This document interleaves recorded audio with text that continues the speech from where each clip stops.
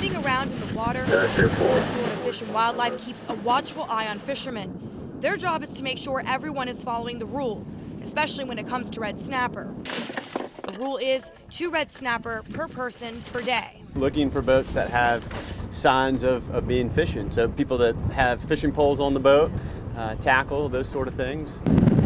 We tagged along with FWC officer Matthew Cushing as he conducted these fisheries inspections. As he sees boats coming in, he'll sound the siren and then ask them to stop. Once he boards the boat, he checks all coolers for fish and also checks for fishing licenses. It's Florida law to allow FWC officers to do fisheries or boat inspections. If you refuse or catch more red snapper than allowed, you could face criminal charges.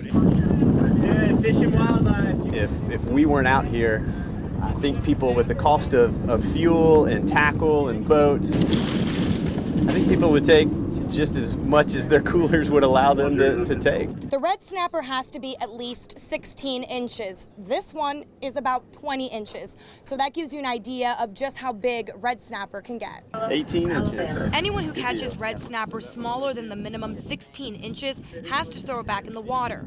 These FWC inspections are something most fishermen are used to. Some of them will come on and, board your boat and check, and some of them don't. It all depends, I guess, who it is and, what the situation looks like, I guess.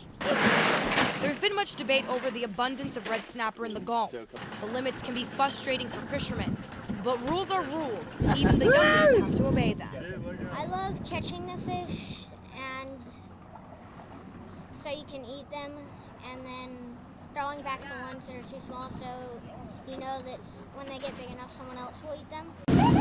Janice Fernandez, Channel 3 News.